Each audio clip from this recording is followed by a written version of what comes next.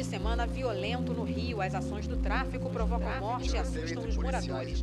Desde cedo, a situação é tensa na zona norte da cidade. Os bandidos teriam derrubado um helicóptero da Polícia Militar agora à tarde. I want to look at the deeper issues. A liberdade do indivíduo há de ser absoluta até o ponto em que não atinge um direito de terceiro. One of the questions we often get asked is why do humans take drugs? And of course, drug taking is rational perspective on society. A rational perspective. Não adianta dizer o problema não é meu. For so long, the whole drug debate has been a religious debate, you know. Truth, evil, fact, fiction.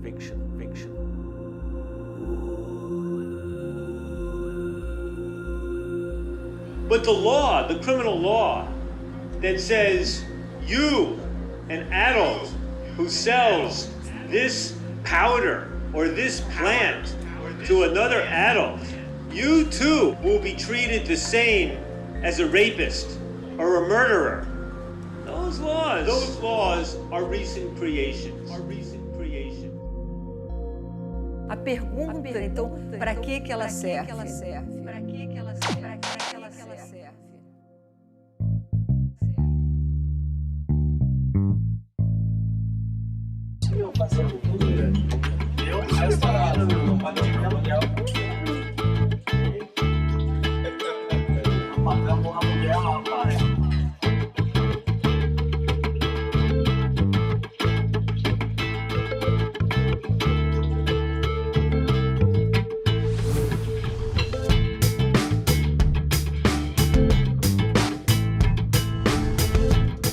Faz pouco tempo que eu me interessei pela questão das drogas. Todo assunto que gera polêmica é interessante, porque é sinal de que muita coisa ainda tem que ser discutida, que as pessoas ainda não chegaram a um consenso de como lidar com a questão na sociedade. E isso é com relação a tudo. Mas quando se trata das substâncias que alteram nossa percepção, nossa consciência, nosso bem-estar, o debate é ainda maior. E isso eu acho que é porque o assunto interessa a todo mundo. Eu não conheço ninguém que não tenha sido, de alguma forma, tocado por essa questão. E para a maioria das minhas perguntas, quando eu tinha uma resposta, e olha que foram poucas para as quais eu realmente tinha alguma resposta, elas eram superficiais, baseadas muito mais em ideologias, em mitos, do que em informação, em ciência. E amigos meus, médicos, advogados, também não tinham muitas respostas, não. E essa constatação foi, para mim, marcante. Numa questão que interfere diariamente no meu bem-estar, na minha segurança, na minha liberdade, em assuntos tão importantes, o meu conhecimento era pouco, bem pouco.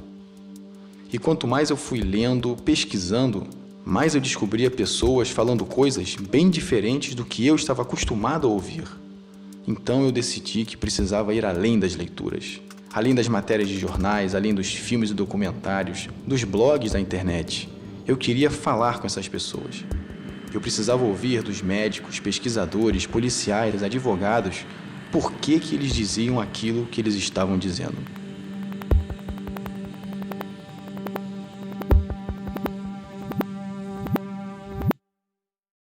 Tirar isso aqui, eu vou chamar o meu. Right.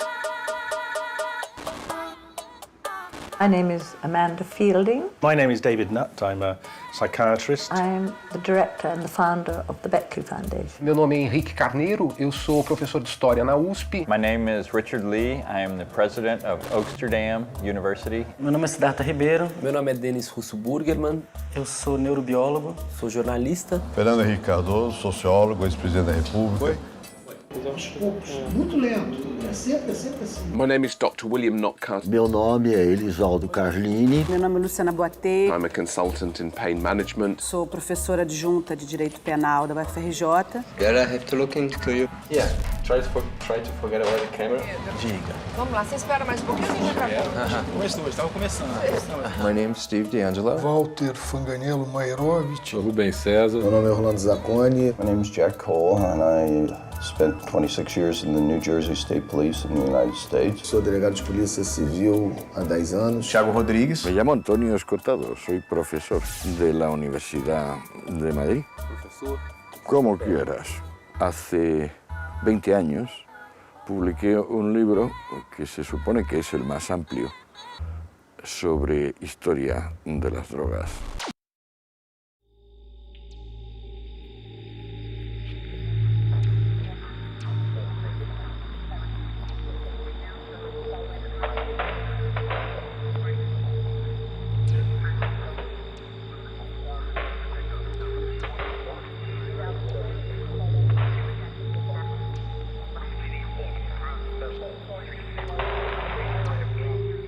O uso de drogas ele é tão ancestral como a seleção da flora disponível em diferentes regiões do mundo para alimentação.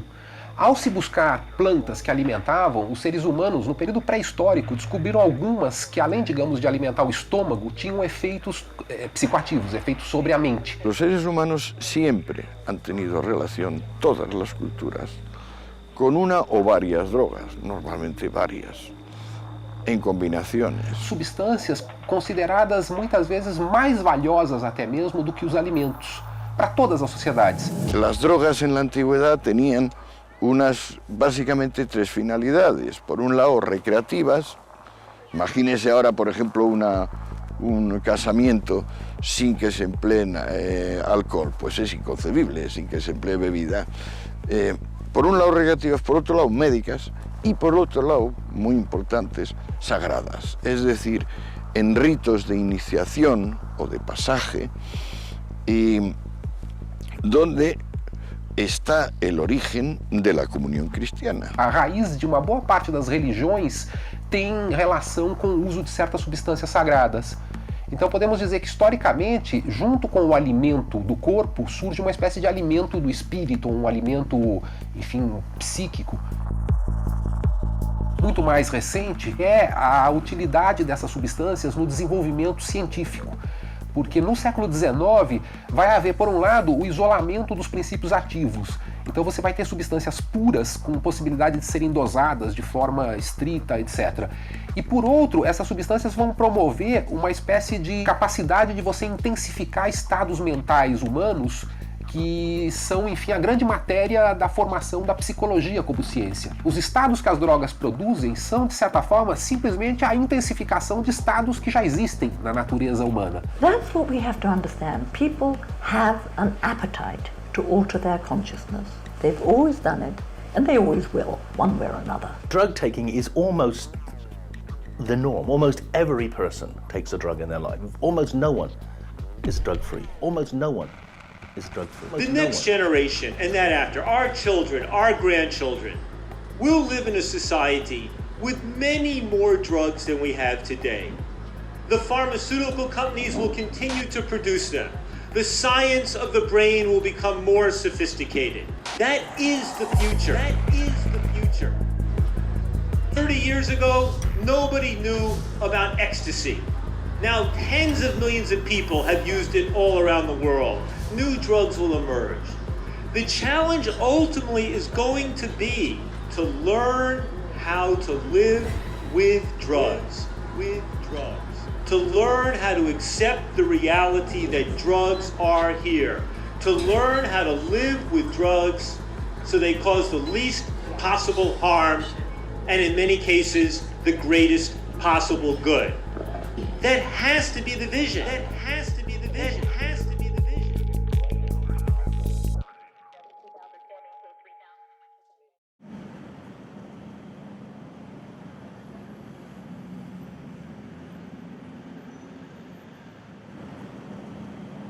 The Beckley both scientifically researches consciousness and its different levels and what is the neurophysiology underlying these different levels and how do we change consciousness, how can we enhance it, how can we improve well-being. That's one side of the Beckley Foundation. And the other side is to research what would be more effective policies to control the inevitable use of psychoactive substances. Well, for a long time I've been very interested in how best to assess the harms of drugs. And about 10 years ago now, I started working on a scheme which I thought would cover all the different possible harms. Because drugs can harm you in terms of what they do to you, but they can also cause harm in terms of how much they cause addiction and distort your life. And they can also cause harm in terms of how they change you so that you harm other people.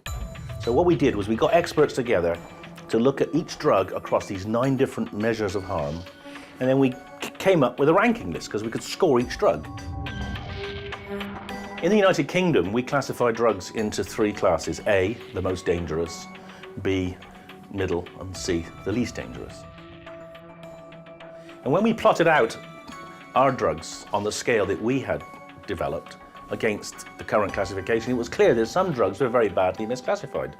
Drugs like ecstasy, MDMA, drugs like LSD, which are class A, the most harmful, turns out weren't the most harmful at all. Present classification system has nothing to do with the scientific evidence on the harmfulness of the individual drugs. One of the surprising things about our results was that how high up the profile alcohol and tobacco came. Now, tobacco was quite high up, and it was higher than cannabis, mostly because of the lung damage and the heart damage caused by smoking. Alcohol was even higher up, and that's mostly because of the big damage to society. So ecstasy came out very low, in fact, right down the bottom. The reason for that is that a lot of what's been said about the dangers of ecstasy has been actually quite badly exaggerated. There are relatively few deaths. There are some, so it's still a dangerous drug. You can minimize the risk of death by proper health measures. So, for instance, if you teach young people who are taking ecstasy about not to get dehydrated, about what to eat and drink, and how to deal with the effects of dancing a lot, then you can really reduce the risks of ecstasy.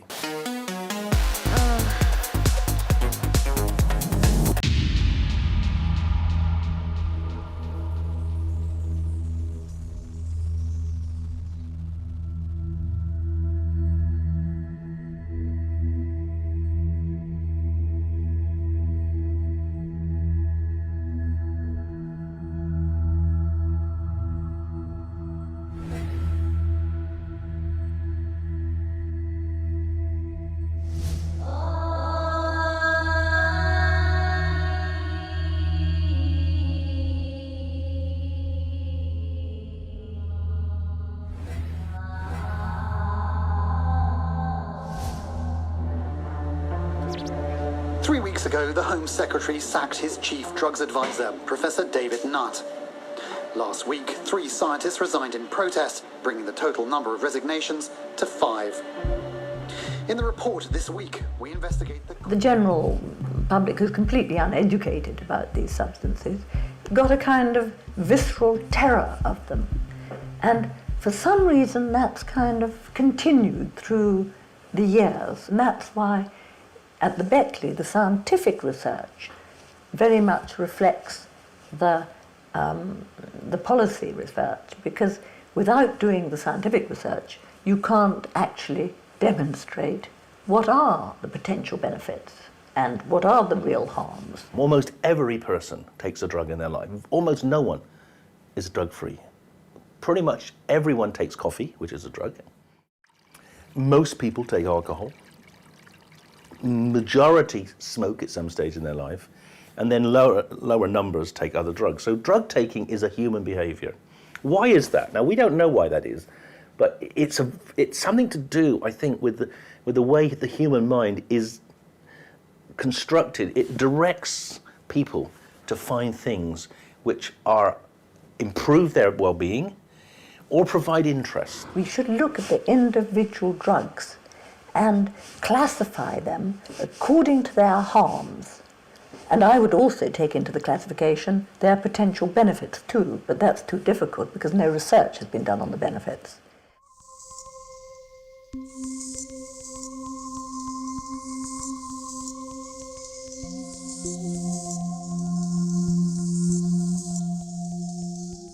What the report shows is it goes through all the potential harms in a very scientific way. There are very minor harms for adults using cannabis responsibly. a substance which scientifically has been shown to be a lot less damaging than tobacco or alcohol. Having a bit of a smoke instead of having a drink or in the evenings, there's no need to think that it can do harm. And people need to understand that more.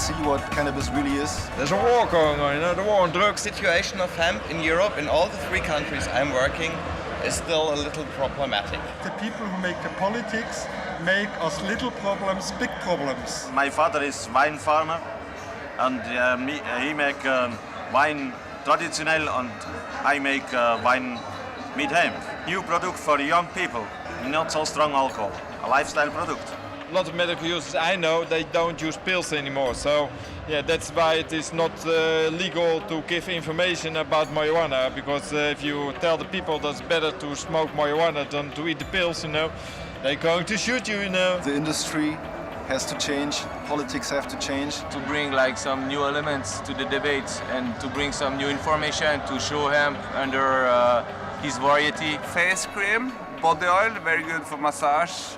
Not so sticky here. It's a big business.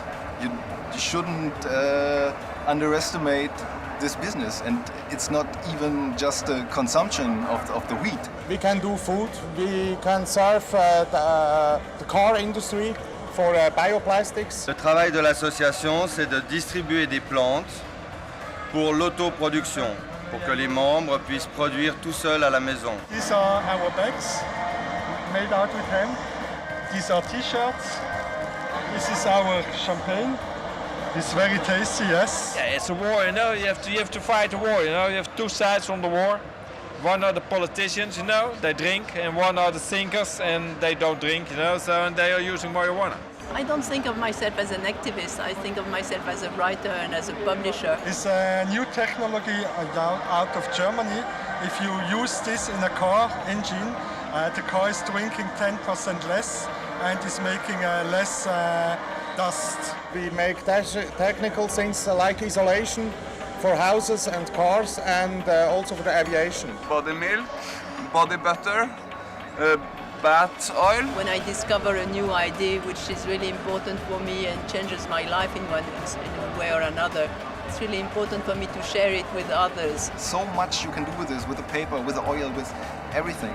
Face cream, and lip cream, and hand soap, and hair cream.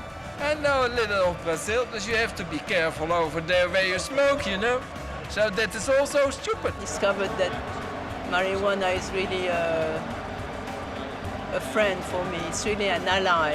If you want to make it in Brazil, for example, you have to make to produce the hemp, the industrial hemp, and you have to use it in your country. I get foot cream and hand cream.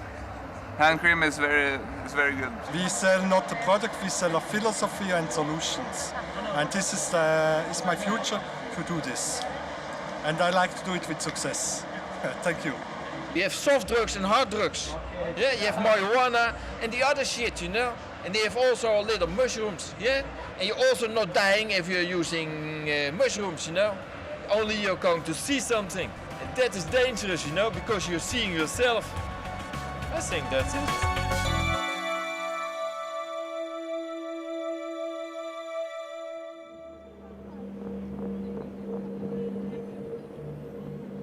Marijuana is really a friend for me. It's really an ally.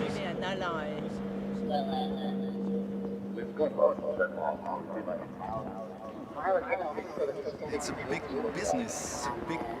Shouldn't underestimate this business, and it's not even just a consumption of the wheat. Of the wheat. It's so much you can do with this, with the paper, with the oil, with everything.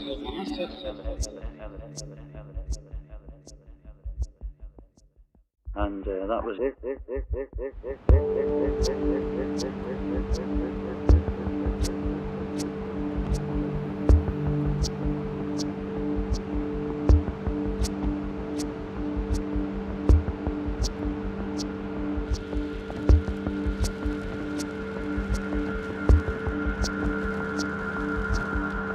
I meet Mac at the hemp mess in Bâle, and then he said he wants to information about Swiss growers. So, where are you heading to now? Huh? Where are you going to now? Now we're gonna visit another friend.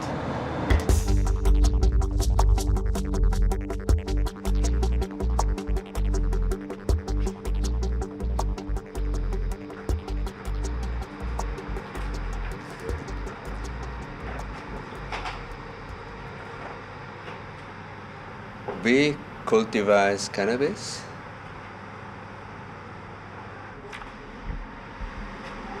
So what is this?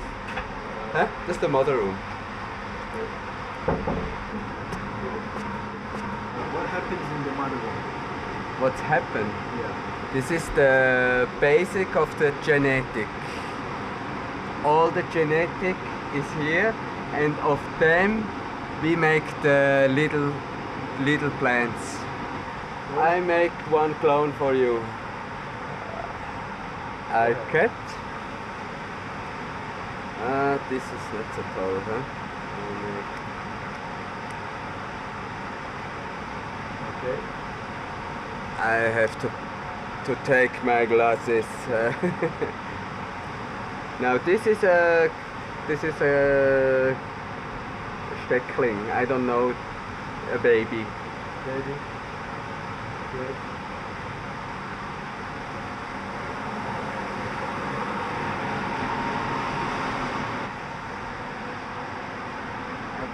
I have to do this in the water, Okay. and then I put it here. Finish. Okay. Very easy.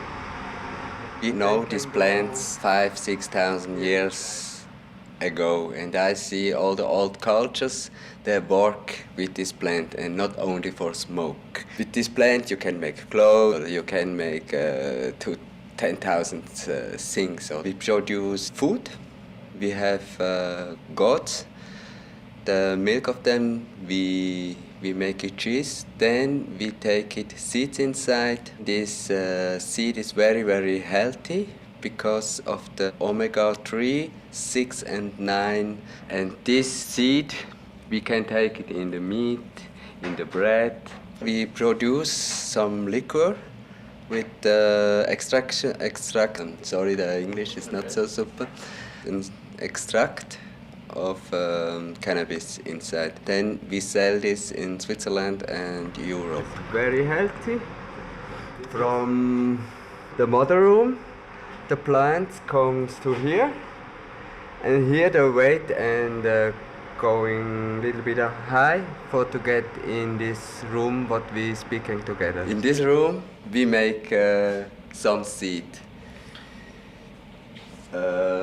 This look not so nice. This is a fodder plant. We make from the mother.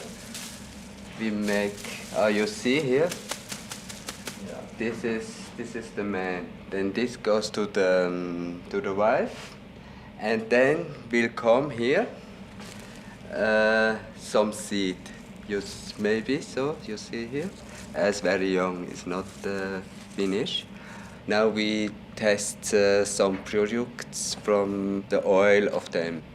How many rooms do you have in here? Just an idea, a lot of rooms? A lot of rooms. There's 11 rooms, but we are not finished here.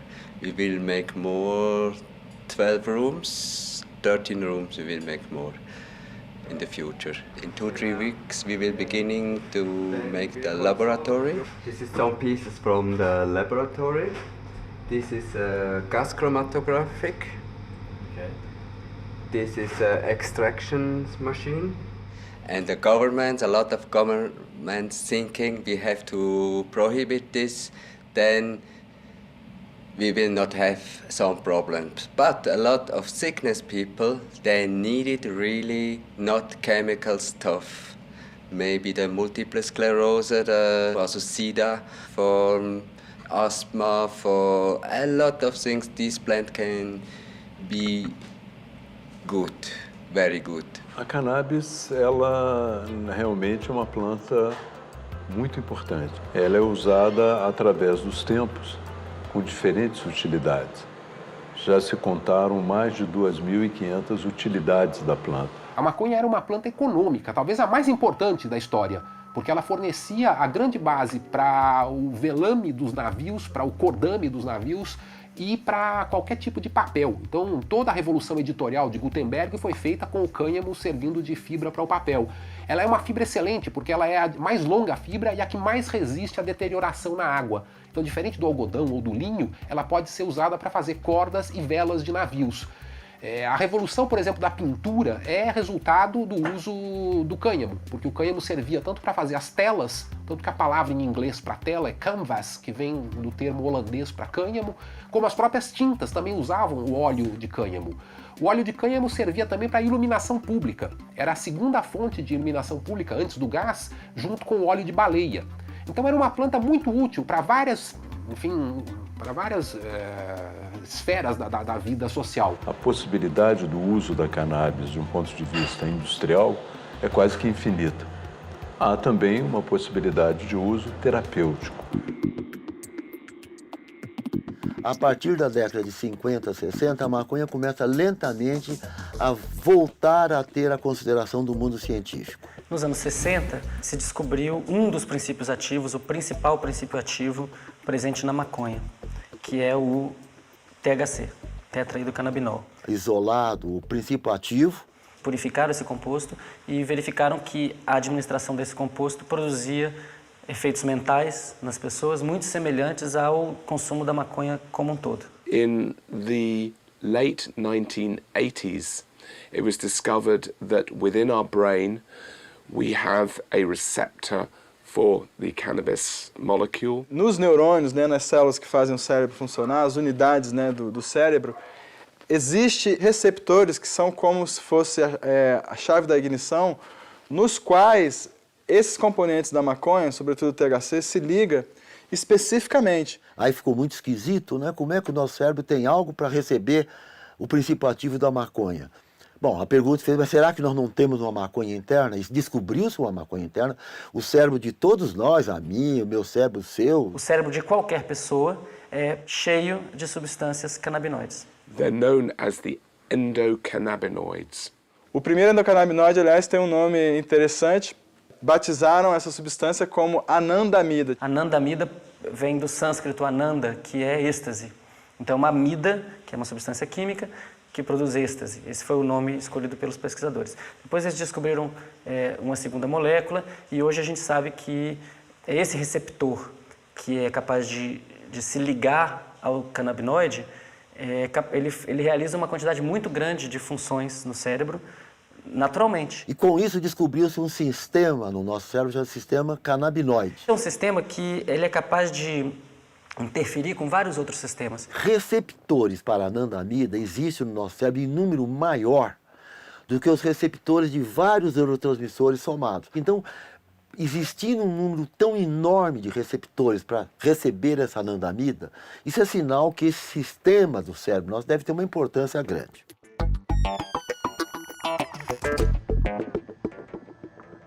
E de lá para cá, a pesquisa se intensificou demais e, na verdade, é talvez a fronteira mais estimulante e interessante da neurociência atualmente, porque se percebeu claramente que o sistema endocannabinoide é central na orquestração de adaptação do organismo a qualquer tipo de flutuação que possa tirar ele do centro ótimo de funcionamento. Quando o organismo estiver fora da normalidade, é um alvo que você pode pegar a substância semelhante ao canabinoide e usar ali para tentar trazer ele de volta para a normalidade. Hoje em dia está absolutamente bem demonstrado, não há razão a não ser ideológica para recusar-se à verdade de que a maconha tem efeitos terapêuticos plenamente provados. We know that cannabis has been used for 5,000 years as a medicine and has been used for a long time in the treatment of pain and a variety of other conditions. In the UK, the first group of patients that we've really studied the effects of medicinal cannabis on have been patients with multiple sclerosis. O médico ele tem que avaliar o risco e o benefício. E a maconha tem benefícios de monta para superar os riscos para ter esse uso médico. Em primeiro lugar, contra a náusea e vômito induzidos pela quimioterapia do câncer. O segundo uso, bastante aprovado também, sem sombra de dúvida, para 2 casos de inapetência, o contrário de ter fome, ausência de fome. É o caso da fase final da AIDS e é o caso também que ocorre no doente com câncer no seu estadio final. Eles não têm apetite, nos 2 casos. Se eles fumarem maconha ou se eles receberem produtos à base de maconha, o apetite volta e melhora muito a qualidade de vida dessas pessoas. Em 2002, eu percebi algo estranho no meu corpo. Aqui nessa região do pescoço, começou a surgir um carocinho, parecia insignificante, mas de forma muito rápida, assim, em questão de 2 meses já era uma coisa saliente, bem relevante. Eu cheguei num médico, um cirurgião de cabeça e pescoço, e ele falou: Alexandre, isso é muito grave, tu vai ter que fazer uma cirurgia urgente. Tiraram uma parte desse material, desse nódulo, para análise, para ver que tipo de problema seria. E foi quando o médico deu a triste informação de que aquilo era um tumor maligno. Esse foi o médico que fez a minha cirurgia, que solicitou encaminhar Alexandre Tomás, 33 anos, portador de neoplasma maligno, provável linfoma. E eu, na verdade, eu não tinha plano de saúde, fui para a fila do SUS lá, consegui uma medicação, tal, uma coisa assim, e comecei propriamente dito tratamento de quimioterapia. Essa aqui, eu acho que é a que mais choca. O paciente encontra-se em acompanhamento quimioterápico e radioterapia pelo CID-C 859. Diante dessa notícia, eu senti que meu mundo tinha caído, assim, eu me senti fraco e tu já começa a contabilizar quanto tempo de vida tu pode ter. Foi prescrito 8 sessões, com intervalos de 20 dias, só que na sexta meu organismo já não aguentava mais. No momento que ela botava a agulha, eu já tinha uns baldes para vomitar e era um enjoo, era uma coisa terrível. E em determinado momento o médico, ele comentou que ele não poderia me receitar, mas ele comentou que se fosse em outros países do primeiro mundo, provavelmente os médicos recomendariam o uso da cannabis. E eu comecei a pesquisar, a ver como é que era, relatos de outros pacientes, e até tomei a iniciativa de importar, comprar umas sementinhas da Holanda no site, e comecei a incluir na minha horta, minhas ervas medicinais, eu comecei a plantar também. Nessa horta aqui, de 10 canteiros, era esse pedacinho aqui, ó. Nesse pedacinho aqui eu tinha, então, em torno de 10 pés, mais ou menos, que como o nosso clima aqui no sul, ela é uma colheita por ano, então, no verão eu tinha que cultivar aquilo que eu ia precisar para o ano todo. O enjoo da quimioterapia era tão forte que realmente naquela semana tu ficava para baixo. Eu acabei até indo procurar tratamento psiquiátrico. Nesse tratamento psiquiátrico, o médico me dava Tanquinal e no fim eu comecei a ficar pior ainda. E eu acabei trocando, em vez de comprar esses remédios de laboratório, foi na mesma época que eu comecei a colher as primeiras flores da cannabis e automaticamente foi substituir. Troquei o químico pelo natural. Aí quando eu comecei a radioterapia, então foram ao todo 25 sessões, eles fizeram uma máscara de chumbo e davam radiação só nessa região onde tinha esse tumor. Além de perder o gosto de se alimentar, de sentir o sabor dos alimentos, tu perde totalmente o apetite, tu fica desinteressado em comer. Tu sabe que aquilo virou uma obrigação, porque tu não sente gosto. Então, nesse período, a cannabis sempre me acompanhou, me ajudou bastante. Causou um bem-estar, me deu até uma sensação de prolongamento de vida que eu acabei incorporando. Assim como eu tenho outros chás que eu tomo, melissa, erva cidreira, eu também tinha cannabis.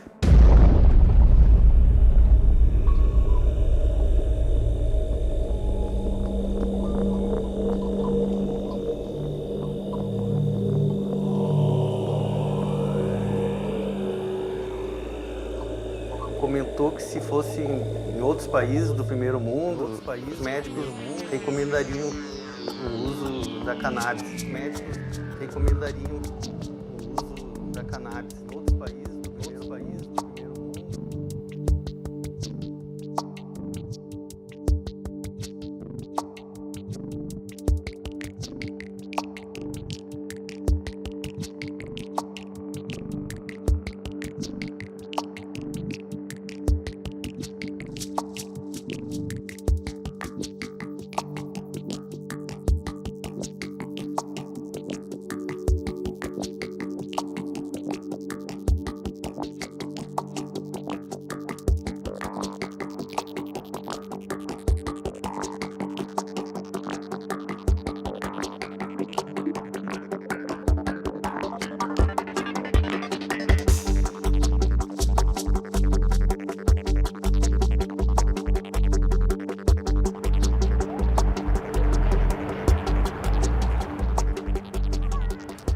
In 1996, the voters of California passed Proposition 215. The Compassionate Use Act, Proposition 215, the medical marijuana law. Which was a referendum, and the voters said that people who have a recommendation from their doctor saying that cannabis can help their medical condition, that those people should be allowed to grow cannabis and possess cannabis and distribute cannabis amongst themselves. Oakland in 2004, 65% of Oakland voted for Measure Z, which made all cannabis offenses, all growing and selling of cannabis privately, for private adult purposes, the lowest law enforcement priority, and mandated that Oakland tax and regulate it similar to alcohol as soon as possible. In 2004, the city took action and passed the state's first ordinance for licensing and regulating medical cannabis dispensaries, and that license said that there would be 4 permits that would be given out in the city of Oakland. Harborside Health Center is a facility where anybody who is a legally qualified medical cannabis patient under the laws of the state of California, they can come in here, and we have about 100 different types of cannabis products that are on sale. So patients can come and get their cannabis-based medicines here, similar to filling a prescription at a pharmacy.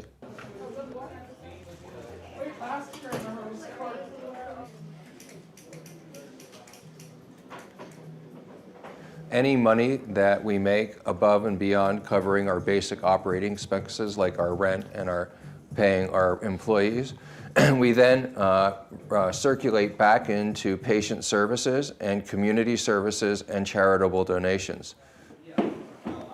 Hey Dennis, we need some water. Oaksterdam University is a trade school for the cannabis industry. We teach people how to safely and responsibly grow, sell, distribute cannabis. Our basic starter classes are a weekend seminar, covers the basics of politics and legal issues, what the laws are, and then we go on to teach about growing, horticulture, and cooking with cannabis, bud tending, also management and things like that. The California Board of Equalization did a survey, and they estimate that the state of California could bring in $1.5 billion from taxing cannabis. And further, the state of California could save $900 million almost another $1 billion from savings on law enforcement, you know, from not arresting people and putting them in prison.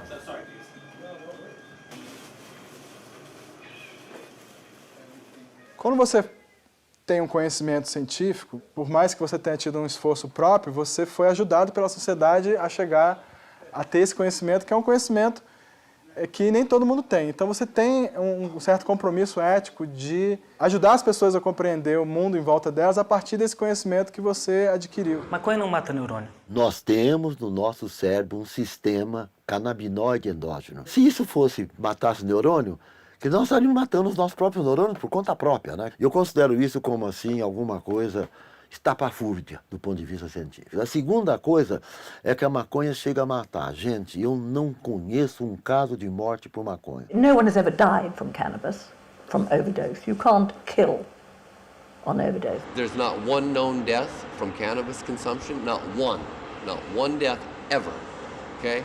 Last year, I can't remember how many people died from taking aspirin. You can kill on overdose of aspirin, you can kill on overdose of alcohol, tiny bit of nicotine, you know, other things kill overdose. Cannabis doesn't. Quando falo se a maconha produz dependência, é uma discussão enorme que eu tenho aqui com outros representantes, né, que dizem que a maconha produz dependência. Gente, se produz dependência, ela é suave e muito pouca. Maybe psychologically addictive, but coffee is much more addictive than cannabis. Physically addictive, very, very, very low level. A pessoa pensa, a maconha é droga de entrada para cocaína, droga de entrada para heroína. Essa é uma visão totalmente desconectada da razão, porque os motivos pelos quais cada uma dessas drogas são usados são diferentes. A maconha é um relaxante, a cocaína é um estimulante. Então, são efeitos completamente opostos. Isso é um mito, isso não tem fundamentação científica. Os estudos epidemiológicos mostram que maconha não é porta de entrada. E a grande maioria dos usuários de maconha não migrou para drogas mais pesadas. E, mais outro dado, a grande maioria dos usuários de maconha abandonou espontaneamente o uso de maconha depois de alguns anos, sem necessidade de qualquer tipo de tratamento. A única substância que pode ser porta de entrada para drogas mais pesadas é o próprio álcool. I'm a recovering junkie. I've been clean now for 13 years, so marijuana helped me survive. Didn't push me further into the addictive drugs. The gateway is prohibition. The gateway is the black market, because when you go to buy your marijuana on the black market at the street corner from the dealer, one day you're gonna go there. Oh, I have no marijuana today, but I have some cocaine. I got some ecstasy. Oh, I got some heroin. Here, try this or try this. Here, and that's the gateway, is prohibition. The black market, that dealer, not the plant. É preciso lidar de uma forma realista, porque é uma questão ética, tem gente sofrendo. A resistência médica existe sim, ela está diminuindo pouco a pouco, e a questão de educação. Muitos médicos passam isso de uma forma aterrorizante, alarmista, e a gente sabe que quando você passa esse tipo de informação de uma forma aterrorizante e alarmista, você provoca o efeito oposto. Então, ou você instiga as pessoas pela curiosidade a utilizarem, ou elas tomam medidas radicais em que elas saem aí matando um usuário ocasional de uma substância pouco agressiva, né? Então você sai pelos extremos na hora que você tem uma postura muito dogmática, muito repressiva, né? Quando a gente fala nessas coisas, a gente não está banalizando o uso de drogas, não é uma postura assim de oba-oba, de achar que tudo bem. Eu não estou minimizando o problema. O que eu quero dizer é o seguinte, que não é porque algumas pessoas ficam dependentes que significa que ninguém mais pode usar, que todo mundo vai ficar dependente, porque isso não é uma verdade. E é por isso que em política pública as atitudes repressivas são desastrosas.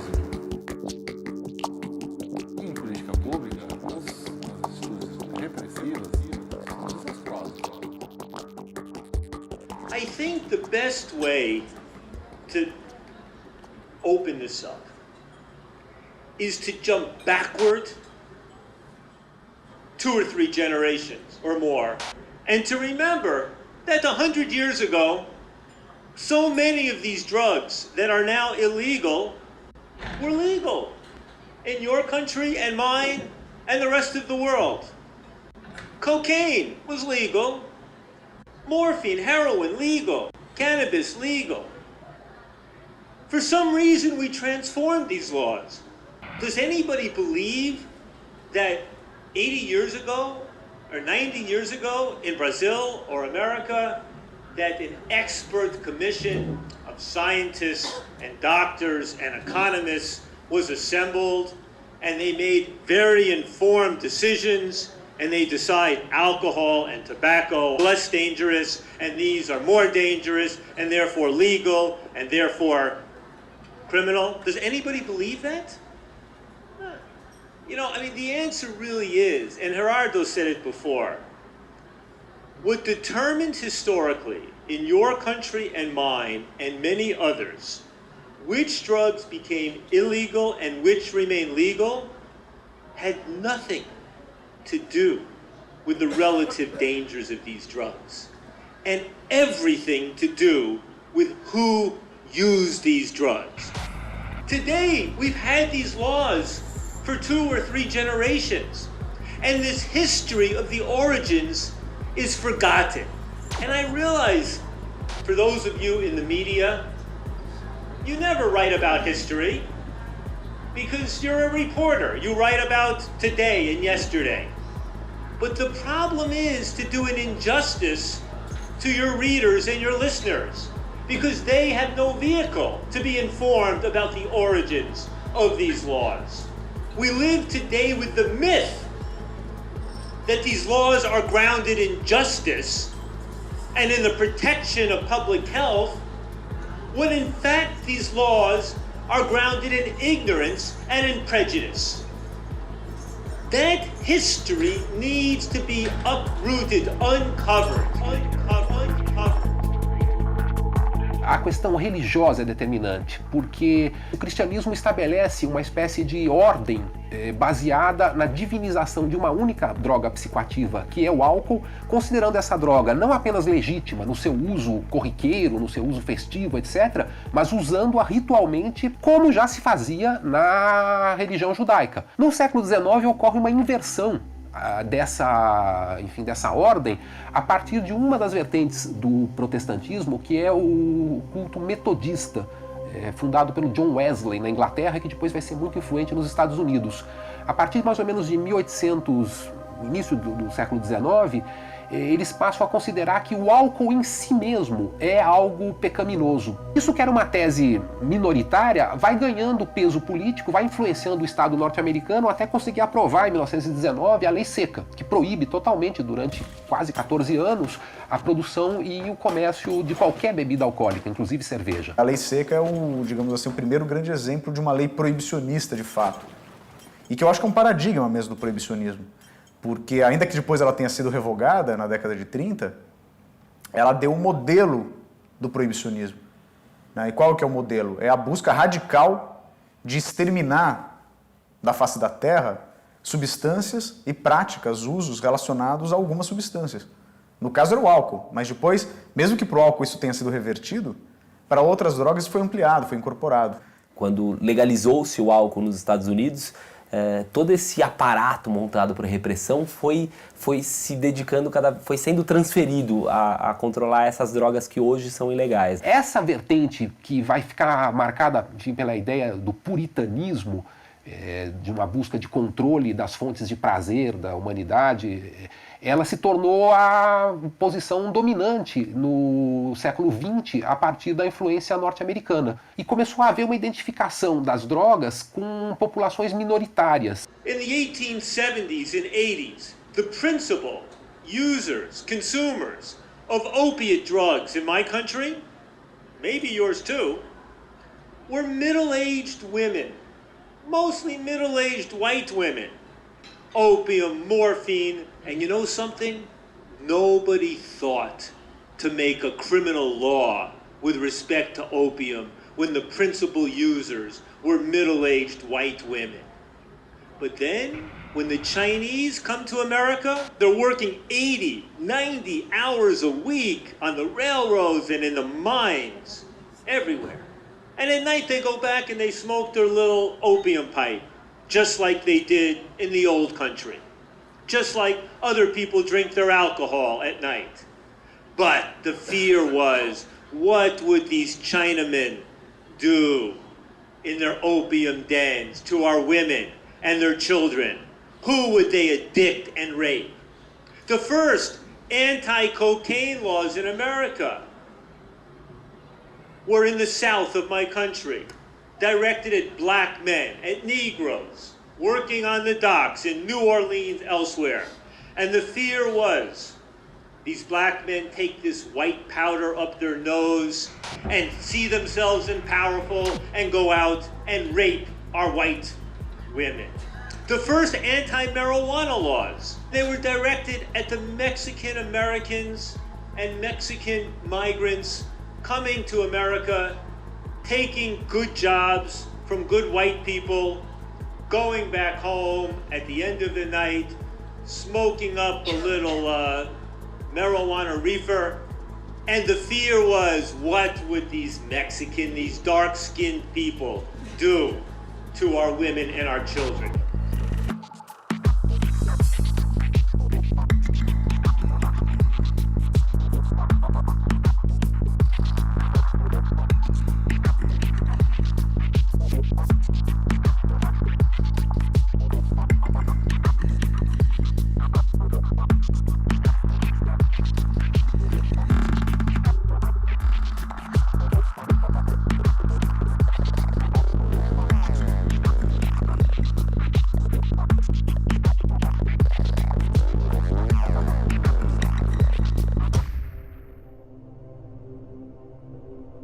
Every war has to have a spy, and in the war on drugs, I was that spy. For the undercover agent is the spy.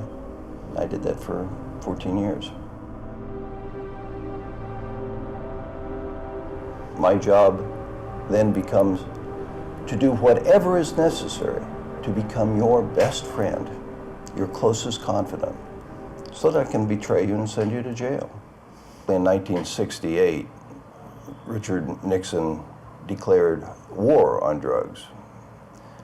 And the reason he did it had very little to do with drugs. It had mostly to do with the fact that he was running for the presidency and he wanted some extra votes. A guerra às drogas, essa expressão foi usada para esconder interesses geopolíticos, geoestratégicos e geoeconômicos. E essa guerra às drogas era entendida pelo Nixon como uma urgência dos americanos. Que os Estados Unidos deveriam declarar guerra a essas substâncias que, segundo ele, estavam contaminando os Estados Unidos. Ele prometia à população norte-americana que combateria internamente. We've turned the corner on drug addiction in the United States. Drug addiction in the United States is under control. The president allocated another $462 million for the drug war in 1974, almost 8 times the amount spent 4 years earlier. In his first year in office, he got the U.S. Congress to pass massive funding bills that would give tremendous amounts of money to any police department willing to hire officers to fight his war on drugs. And they sent us out on the streets to arrest drug dealers. Because there weren't many drug dealers out there, they targeted people like me on small friendship groups of young people, people in college or in high school or in between. I'd stay in this group until I got every person in the group. Nearly 1,000 young people went to jail as a direct result of what I did out there as one undercover agent. Something I'm certainly not proud of today. We lied about what we were doing as police officers. We accused these people of being big-time drug dealers, and when we bring them in 100 at a time and line them up against the wall, and the media would be there taking their pictures, and my bosses would come out and point to them and say, you see that? There's 100 major drug dealers we took out of your community. This is a terrible situation, and we need more money, we need more police officers, we've got to arrest more people, we've got to build more prisons, we have to stop this. And the whole idea was to frighten people, to frighten the public. And the media picked it right up, and we did everything we could do to inflame this, make it look worse and worse. Because of the war on drugs, we spend so much of our police staff time and our police budget chasing around these non-violent drug offenders that we just don't have time anymore to protect citizens from violent crimes. No governo Ronald Reagan vem a grande política que ele apresenta de War on Drugs, de guerra às drogas. E aí já tem o fator interesse. Então ele demoniza o uso das drogas e diz que há necessidade de se combater não só internamente, como dizia o Nixon, mas também externamente, tendo em vista países de produção de drogas ou de matéria básica para a droga. E aí se estabeleceu uma lógica que é a lógica do país produtor e do país consumidor. E que é uma lógica interessante porque é uma lógica de segurança nacional, na medida em que o governo dos Estados Unidos considerava que o próprio país, os Estados Unidos, era um país consumidor, que produtores eram outros países ou outras regiões, e que, portanto, os Estados Unidos tinham o direito de se defender. Se defender, inclusive, atacando as fontes, e que justifica, portanto, ações internacionais de combate. Isso, na realidade, era um pretexto para ele montar bases e para, a título, falso título de cooperação internacional, entrar pela América Latina e em outros países. A questão das drogas virou uma questão de equilíbrio mundial. Por quê? Porque abre portas para intervenções mascaradas de cooperação. Quando eu fui secretário nacional antidrogas, por exemplo, na embaixada norte-americana, e eu descobri isso, existem as pessoas que trabalham, que vêm dos Estados Unidos, sim, mas quantos estavam como funcionários da embaixada, burocratas, e eram da CIA, da DEA?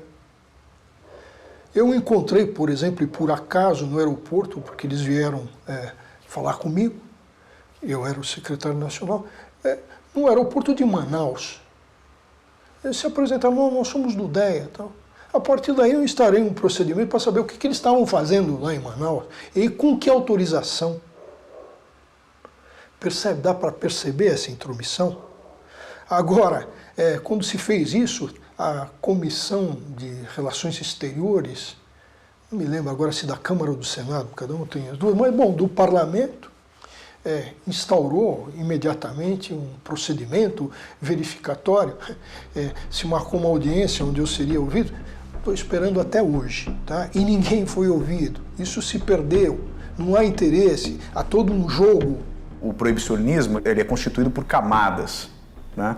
E talvez a primeira camada, a camada mais basal, seja o moralismo. Essa história de que quem está envolvido com drogas é um demônio que quer corromper o resto de nós, isso não se sustenta, isso simplesmente não é verdade. Esse discurso da pureza, da virtude, né, na verdade embute uma ideia autoritária. Em uma democracia, o vício e a virtude, eles convivem, né, no mesmo lugar, nas mesmas pessoas, né? Ninguém é absolutamente bom, absolutamente mau. Logo imediatamente vem uma outra camada, que é o discurso da saúde pública, que é uma camada de discurso médico, sanitarista, que vai dizer, vai tentar afirmar, né, que as drogas, algumas drogas são perigosas para a saúde individual e coletiva. Então, por isso elas precisam ser proibidas. Saúde pública, normalmente, é quando a saúde é um bem público, ou seja, quando não cabe aos indivíduos tomar decisões. Por exemplo, no caso de uma epidemia.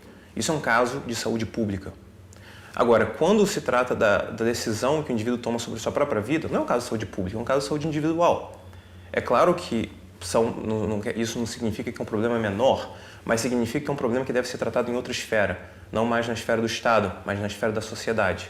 E às vezes necessita do trabalho de clínicas, às vezes do trabalho de famílias, às vezes do trabalho de igrejas, mas não necessita do trabalho do governo, necessita do trabalho da polícia. Uma mercadoria, né, feita no mercado clandestino, ela não se submete a nenhum controle de qualidade.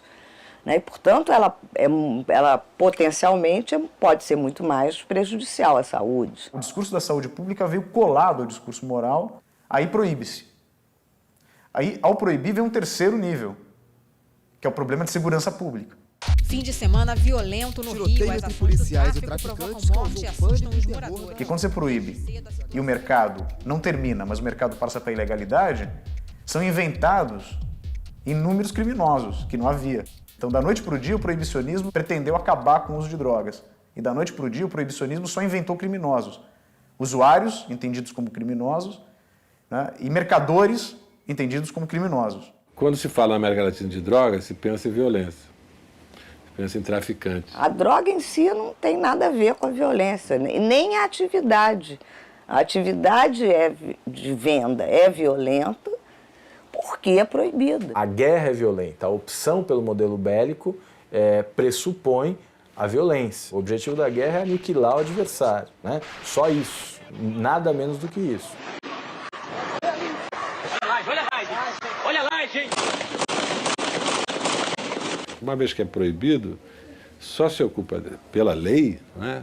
Só cuida disso quem está fora da lei. E quem se beneficia e cresce com isso é quem está fora da lei. Então, é uma lei que beneficia o bandido, é uma lei feita para aumentar o poder criminal. E o traficante vira uma espécie de demônio, porque o sujeito pode ser um delinquente e praticar muitos crimes, como assassinatos, roubos, etc., mas ele é identificado com aquele que parece ser o pior de todos, que seria a prática do tráfico. Considerado um dos maiores narcotraficantes. Se a gente olhar todos os que estão encarcerados e olhar o Rio de Janeiro, a gente vai ver que, na verdade, não tem nenhum efeito sobre a segurança pública. O que a gente chama de populismo criminológico é exatamente um discurso que ele vai sendo repetido e que não informa, mas ele produz o que a gente chama de um senso comum criminológico. Eu vou na Zona Sul, na minha academia de ginástica, e vou ouvir as pessoas dizendo: mataram 10, puxa, menos 10 traficantes, porque traficante tem que morrer. A matança que nós estamos assistindo aqui no Brasil, e particularmente no Rio de Janeiro, quer dizer, de agora mesmo, dia atrás, morreram 8, 10, e morrem 8, 10 por dia, e as pessoas não é bandido, não é bandida, mas estava lá. Apesar dessa ideia de que a lei se aplica de forma igualitária para todas as pessoas, a lei não é aplicada de forma igualitária. Ou seja, a própria operatividade do sistema penal ao aplicar uma lei abstrata, essa operatividade ela vai necessariamente ter algum tipo de seleção. Esse é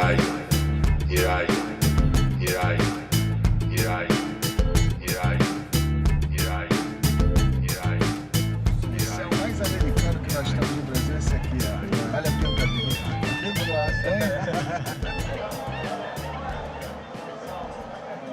O cárcere está cheio de pessoas pobres, oriundas dos guetos, das favelas. 90% dos presos hoje são presos de baixa instrução, que ganham um salário mínimo, que ganhavam, que estavam desempregados, e a maioria deles é negros e mulatos, né? Então essa já é uma característica.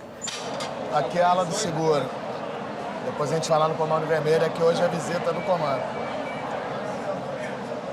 Tudo bem? Como é que você tá? Tudo bem? Em 1998, 60% da população carcerária no estado do Rio de Janeiro estava presa no tráfico. Aqui você tem o número de presos por cela, ó. 52, 73. Então o tráfico é o carro-chefe. E hoje nós temos também o porte de arma e o roubo, os que realmente representam, né, o volume de encarceramento. Então esse é um processo seletivo. Quais os delitos que vão encarcerar? Tá enchendo de novo, né? Hoje o alvo dos processos de criminalização são as pontas dos negócios ilícitos. Então, quando se quer combater a contrafação, pirataria, né, o alvo é o camelô. Quando se fala em negócio do tráfico de drogas, nós vamos ver que quem está sendo criminalizado por esse negócio é o varejista, aquele que está na ponta. Hoje, esse é um sistema que ele atua somente punindo aqueles menores, aqueles, como se fala, o enxugar gelo. São os pequenos que são facilmente substituíveis. Isso representa, para o negócio das drogas, algo muito irrisório. É como nós tentássemos pesquisar o dinheiro que circula na bebida alcoólica e no cigarro e fôssemos concentrar nossa atenção para o seu Manuel, dono do botequim. O dono do botequim, ele até ganha algum dinheiro com cigarro e com bebida, mas o forte da economia do cigarro e da bebida não está no botequim. Então, com as drogas acontece o mesmo fenômeno, só que é um mercado ilícito. Que poder econômico elas têm? Quer dizer, se elas tivessem poder econômico, elas saíam da favela. O que mostra que por trás dessa questão das drogas existe também um processo de criminalização da pobreza.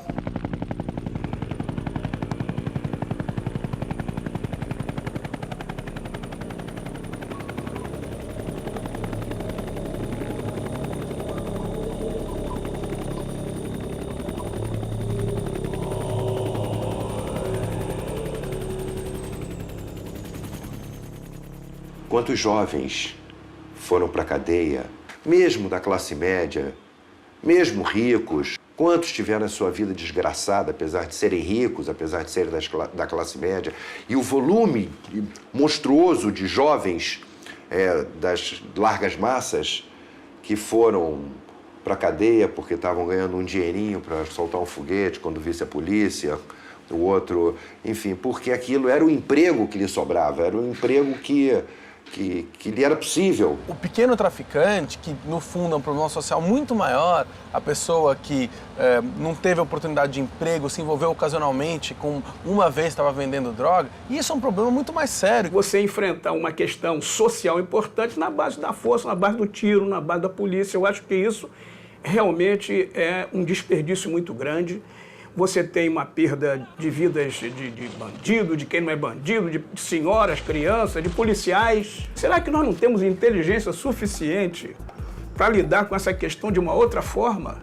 Toda vez que o governo falha, o governo diaboliza alguma coisa e põe a culpa naquela coisa. O Estado falha miseravelmente em conceder à população qualidade de vida. Jovem é criado aqui sem nenhuma perspectiva de vida. E aí o Estado fala, tá vendo? O crime está aqui, é o tráfico, não sou eu que sou incompetente.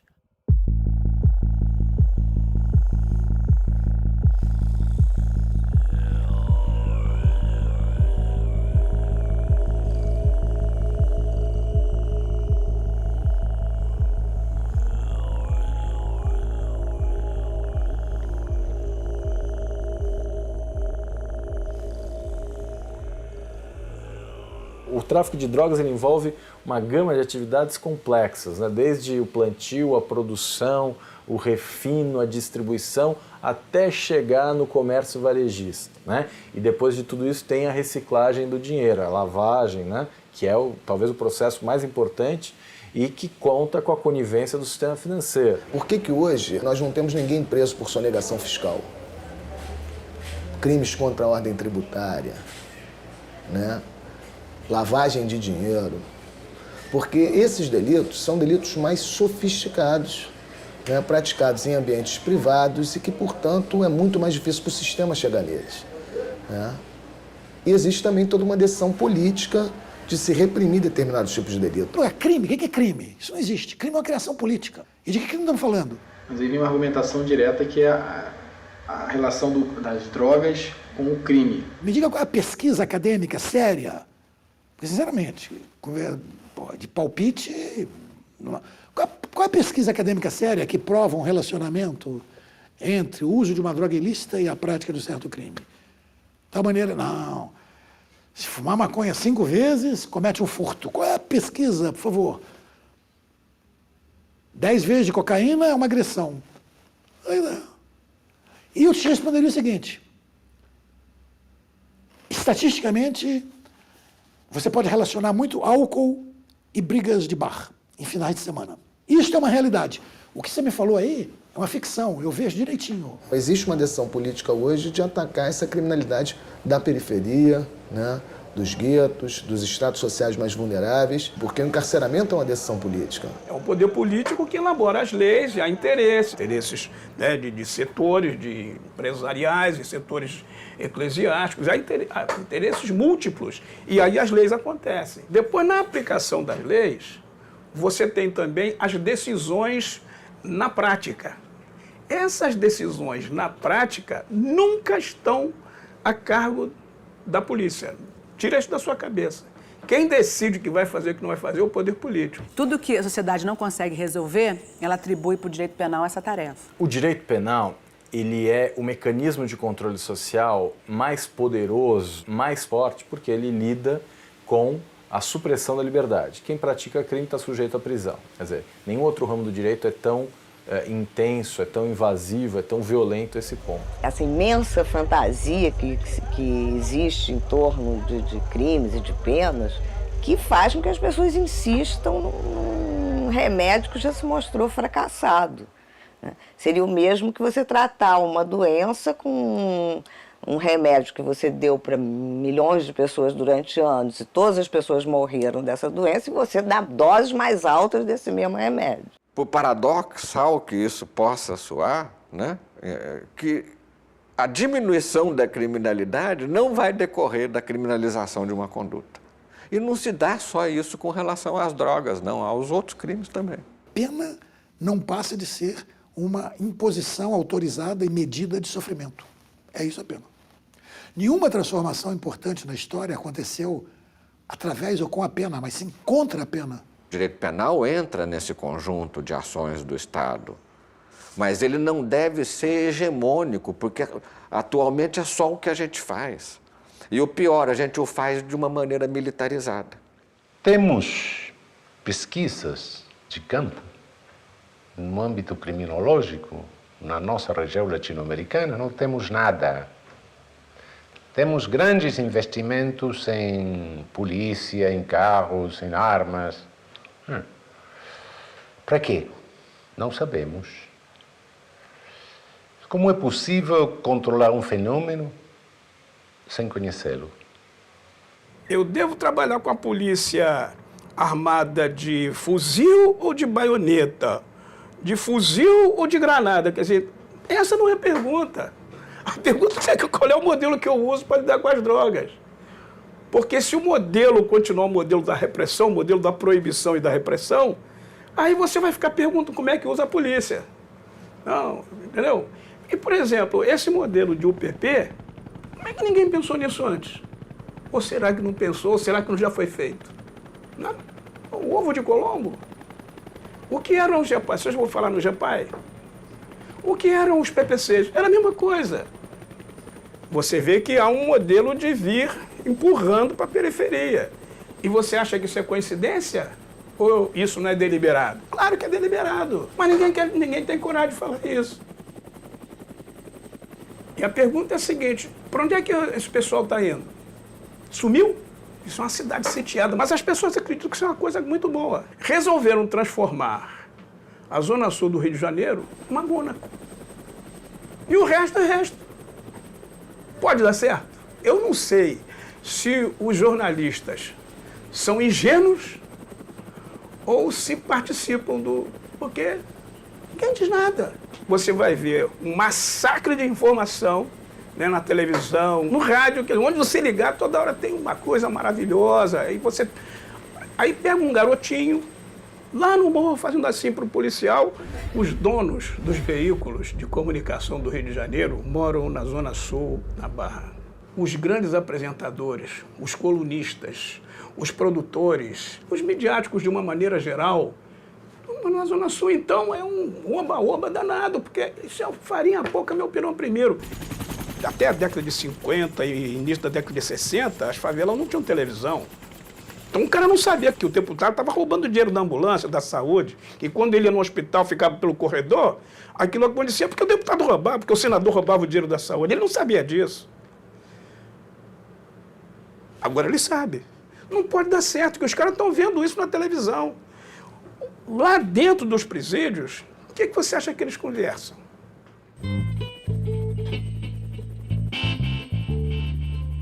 Que a desigualdade é da natureza humana, as pessoas são diferentes, a pobreza ela sempre existiu, existiram as pessoas ricas, as pessoas pobres, o problema é a desigualdade injusta. Eu acho que isso aí está fortalecendo a apartação social dessa cidade e desse estado. Uma cidade já historicamente com problemas sérios de desintegração social, e isso agora está realmente marcando muito isso.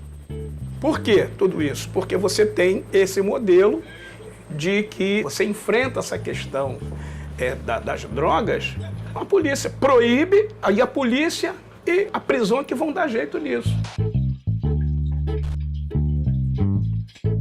Muitas pessoas estão abdicando do desejo da liberdade. Há propostas que vêm sendo crescentemente aceitas de troca da liberdade por segurança. Quando uma sociedade aceita trocar a liberdade por segurança, ela está aceitando trocar a democracia pelo totalitarismo. A liberdade é algo insubstituível, a liberdade é da essência da democracia. A gente não quer viver numa sociedade liberal, numa sociedade de liberdades individuais. Caramba, como é que você quer conjugar isso com uma lei que autoriza o Estado a entrar na sua casa e ver o que você guarda no armário? É fantástico, porque a droga permite uma intervenção. Se aqui tiver droga nesse momento, a polícia pode entrar para aquela porta, quebrar, chegar aqui e nos revistar todos. e já legitima tudo. Olha que coisa fantástica. Então essa ideia das coisas ilícitas, né, é um caminho, né, para o poder punitivo chegar ao corpo do sujeito criminalizado mais rapidamente. Existiu na Inquisição. O visitador do Grão-Pará, no século XVIII aqui, ele descobria lá pinhões que iam ser jogados, uma coisa e tal. Aquilo ali era um elemento que... Existe aquele famoso poema que existe em várias variações do nazismo, que diz, bom, primeiro vieram para os socialistas, mas eu não era socialista, então não falei nada. Depois vieram para os sindicalistas, eu não era sindicalista, não falei nada. Depois vieram para os judeus, eu não era judeu, não falei nada. Depois vieram por mim, atrás de mim, e aí não tinha mais ninguém para falar por mim. Isso é mais ou menos o que acontece também quando existe essa invasão dos direitos individuais. Primeiro eles vêm por grupos que não são muito populares, eles vêm para os maconheiros. Ah, eu não fumo maconha, não vou falar nada. Depois eles vêm atrás dos alcoólatras, eu não abuso do álcool, não vou falar nada. Depois eles vêm atrás dos fumantes, eu não fumo, não falo nada. Quando vierem atrás de mim, quando vierem atrás de você, não vai ter mais ninguém para falar nada por você. E a verdade é que a lógica é a mesma, que querem proteger você de riscos tomados pelas suas próprias decisões. Não adianta a gente dizer o problema não é meu. Cada vez que a gente deixa o Estado invadir a nossa privacidade, nós estamos sendo currados. E neste particular, nós estamos sendo fracos. Muito fracos.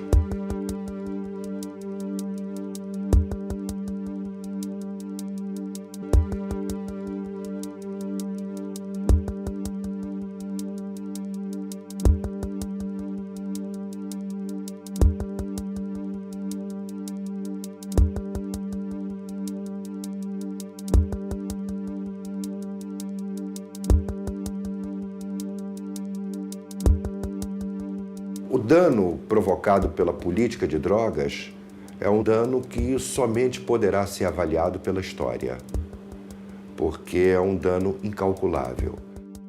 It has become very clear that however strong or repressive or expensive our law enforcement efforts to diminish and eliminate the drug market, we will never be successful in this endeavor. What we have to do is manage this market, this illegal market, and manage it in a way that minimizes the health problems, the social problems, and the crime problems that go along with it. Drugs are cheaper, more available than ever before, and actually purer. You know, it simply hasn't worked, the war on drugs. O consumo só aumentou, a produção só aumentou, a comercialização é essa tragédia do dia a dia que a gente vê, por exemplo, no Rio de Janeiro. Então a grande pergunta que a gente tem que fazer é o seguinte: para que então que serve a política criminal de drogas? We have more violence now than we had 40 years ago. What was going on in Rio 40 years ago? It wasn't like this. This is all a result of drug prohibition. It is not a result of drug pharmacology.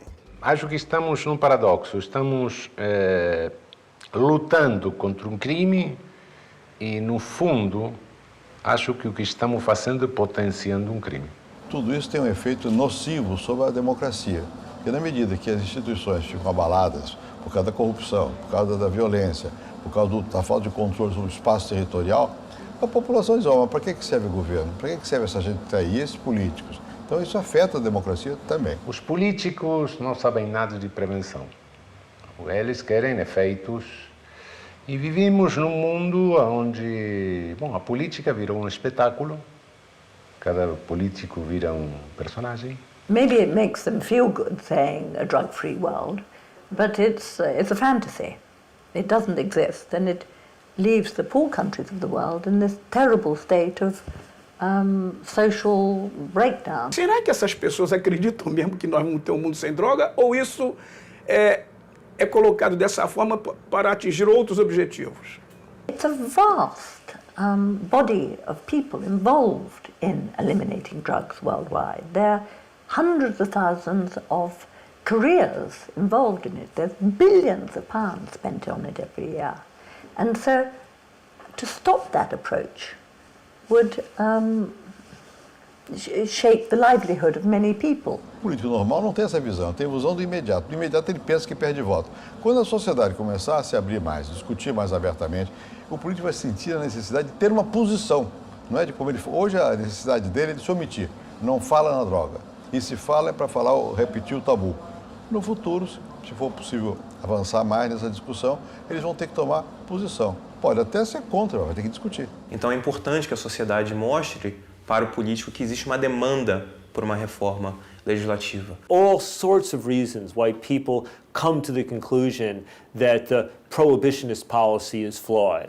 And of course they also disagree on what the alternative or solution should be, except everybody agrees that we're relying too much on the criminal justice system and on criminal laws to deal with drugs. Intelligent thinkers in that world are coming to that conclusion. I think the population is a long way behind for the reasons the media misinforms them. The people haven't been educated fully. They're just terrified of drugs, quite understandably. The day that major newspapers or televisions put in the headlines of their news story and that they use the phrase drug prohibition or drug criminalization, simply putting those words will lead to a switch going off for the public understanding. The understanding that there's a difference between the problems of drugs and the problems of prohibition. O primeiro passo é a descriminalização, mas depois que diz vamos descriminalizar, tem que entrar nessas questões.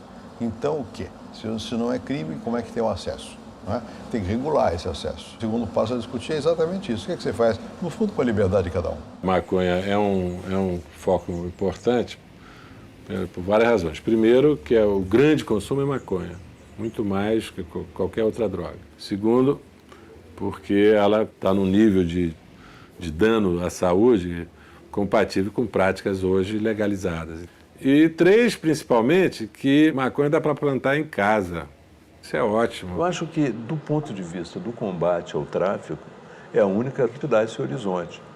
Quer dizer, a tecnologia é tão desenvolvida que você pode plantar num armário, você pode plantar numa varanda, você pode plantar em qualquer lugar que você teria o resultado. Brazil is perhaps better poised and situated than anyone else in Latin America, and in some respects among the better in the world, to help move this debate forward in a new direction. Está na hora de no Brasil também se abrir um grande debate mais aberto, mais livre, de opinião pública, de convencimento, relações com o governo, para dizer, ó, está na hora de mudar. I know that I cannot succeed in my mission until the ordinary parent of a teenager believes that what I have to say and offer is going to provide greater safety and security for their children and grandchildren than what the government offers today. Now, I know that the science and the evidence supports this perspective, but the challenge is to communicate it. Ciertas ideas son tan malignas y tan peligrosas como el demonio mismo. Hay que acostumbrarse a que los seres humanos somos muy locos, muy locos. Hay una parte del cerebro ignorante que los demagogos utilizan, a veces ex profeso, otras veces inconscientemente, para conseguir que retrocedamos en el uso de la razón. Eu acho que a gente tem que mexer nessa coisa bastante pontual, microscópica mesmo, que é a sensibilidade de cada um. Essas mudanças acontecem quando começa a ter muita anomalia, as coisas já não fazem sentido. As ideias começam a ficar fora do lugar, começam a não funcionar, entendeu? Você tem muita... Elas sempre estiveram ali, mas de repente os fatos começam a aparecer e ficando evidente mesmo, tem alguma coisa errada, e as pessoas começam a se comentar. Se você se choca com as pessoas que têm problemas com drogas e que têm problemas que muitas vezes são involuntários, quer dizer, a pessoa começou a se envolver com qualquer substância psicoativa, não para se matar, não para sofrer, né? Mas que de repente acabou entrando num circuito complicado de sofrimento, e isso acontece, lógico, né? Se você se choca com isso, Se você se choca com a violência do narcotráfico, então você tem que se chocar com a proibição. Isso acontece, é clique, dá um clique. Tem um certo momento que diz, pois se a gente pensar assim, entendeu? É uma virada. Essa virada pode acontecer de repente.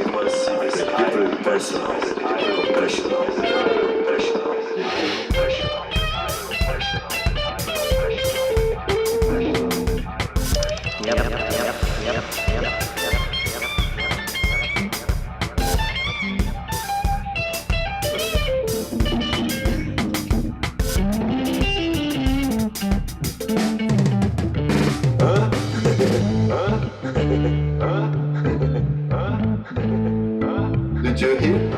Did you hear? Did you hear? Yeah.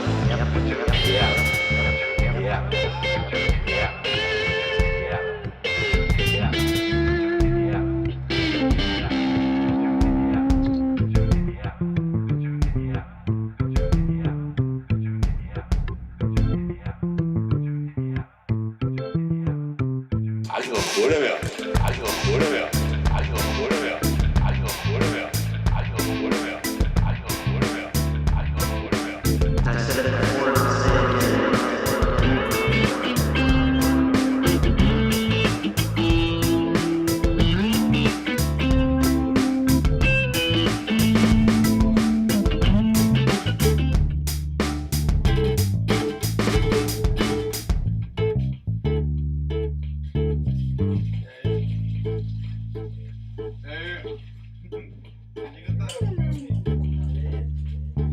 Thank you.